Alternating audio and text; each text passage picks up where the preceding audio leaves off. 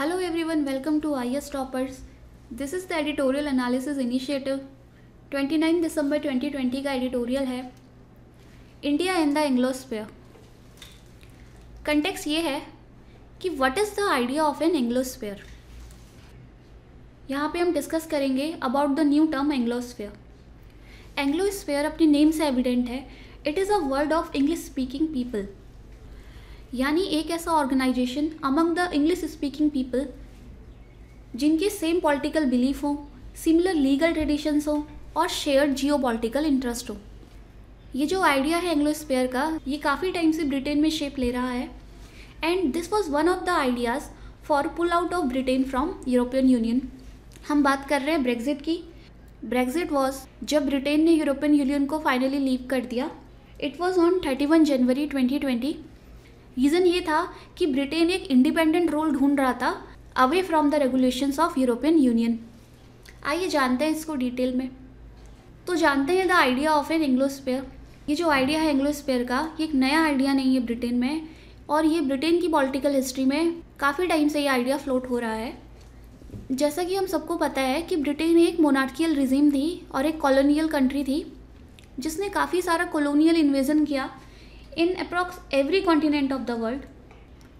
Late 19th century में क्या हुआ कि many part of the world से एक रिबेलियन स्टार्ट हो गया और वो चैलेंज करने लगा to the economic primacy of Britain and जो उसकी स्टेबिलिटी थी मोनार्कियल रिजीम की या एम्पायर की, उसको भी एक थ्रेट देने लगा।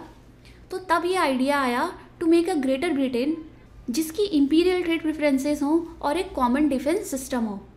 यानी एक आइडिया था सिंगल नेशन स्टेट का फॉर द वास्ट एम्पायर, यानी जितनी कंट्रीज़ ब्रिटेन ने ऑक्यूपाई कर रखी थी, कॉलोनाइज की थी, उन सबका एक सिंगल नेशन स्टेट बनेगा जिसे गवर्न करेगी अब parliament in London.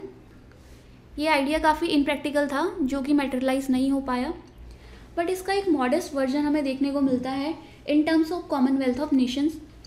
Commonwealth of nation एक पॉलिटिकल एसोसिएशन है जिसमें प्रेजेंटली 54 मेंबर्स हैं।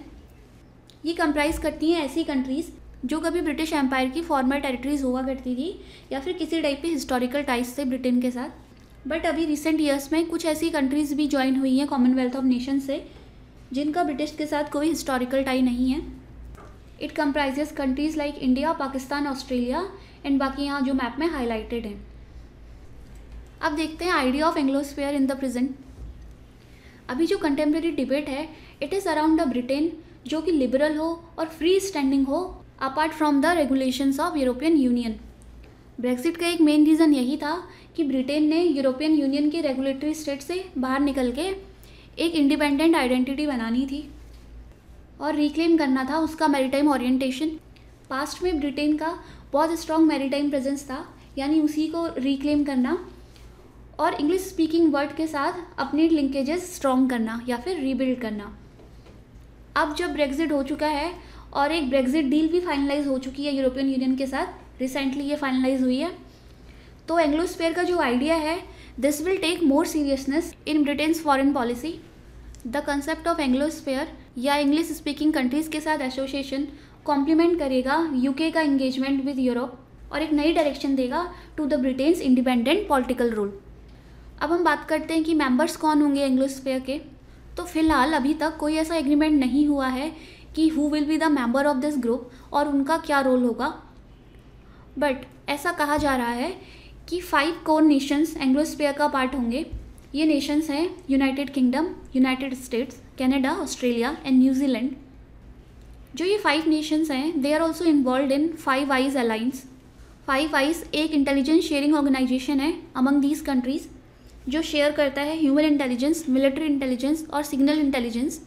अभी इसका रोल लिमिटेड है to intelligence sharing between these countries, but इस अलाइंस को ये एक्सटेंड कर सकते हैं in the economic and security domain. यानी प्रोबेबली एंग्लोस्फीयर इन 5 नेशंस का ही एक अलाइंस होगा जो एक्सटेंड होगा इन the economic and security domain. But एक और पॉसिबिलिटी है in form of CANZUK group. CANZUK एक प्रपोज्ड ट्रेड अलाइंस है between countries UK, Canada, Australia and New Zealand. अगर ये अलायंस बनती है तो ये वर्ल्ड की one of the large strategic entity होगी जिसका एक मैसिव GDP होगा ऑफ $6 ट्रिलियन और डिफेंस एक्सपेंडिचर होगा नियरली $100 बिलियन। एक ब्रॉडर डेफिनेशन है जो कंप्राइज करती है economic and strategic collaboration with India, Ireland, Singapore and Japan.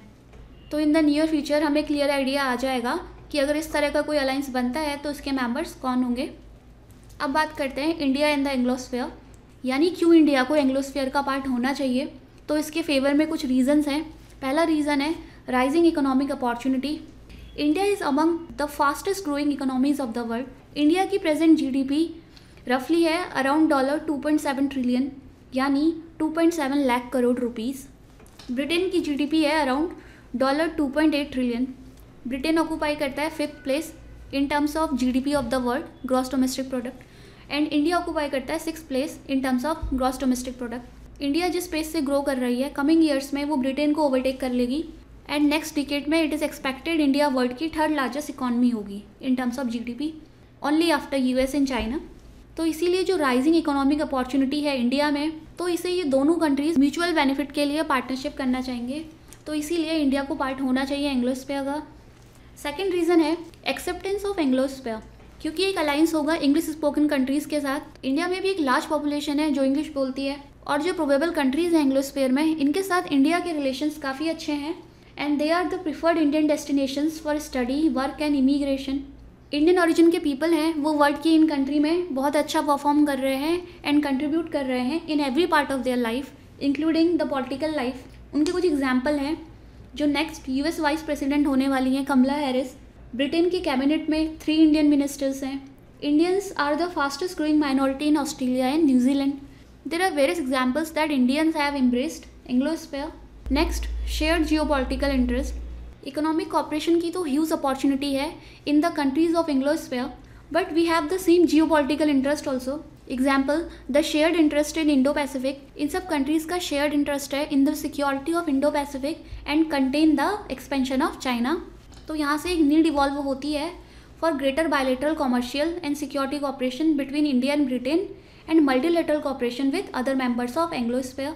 5 eyes countries के साथ इंडिया बहुत से इश्यूज़ में ऑलरेडी इंगेज्ड है in form of many organisations.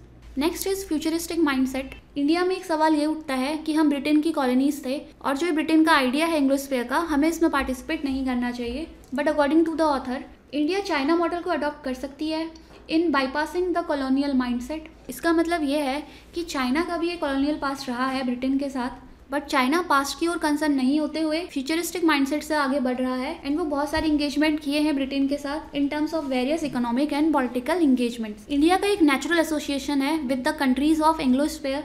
India ने अपने पोटेंशियल को रियलाइज करना चाहिए और म्यूचुअल बेनिफिट के लिए एंग्लोस्फेयर के साथ डील करना चाहिए। एंग्लोस्फेयर को एक फॉर्मल ऑर्गेनाइजेशन का शेप लेना अभी बाकी है, तो उसका रोल क्या होगा, फंक्शन क्या होगा और उसके डायमेंशंस क्या होंगे, ये अभी फ्यूचर में पता चलेंगे। और जहाँ तक ये सवाल उठता है कि why India should associate with Britain, तो इसके लिए हम ये बोल सकते हैं कि इंडिया ने फ्यूचर पे ज़्यादा फोकस करना चाहिए। एंग्लोस्फेयर एक इंटरेस्टिंग फ्रेमवर्क है to engage with these countries, और जो हमारे रिलेशन है इसको एक हायर लेवल पे ले जाने के लिए। आई होप आपको ट्यूटोरियल समझ आया होगा। That's all for today. Thank you.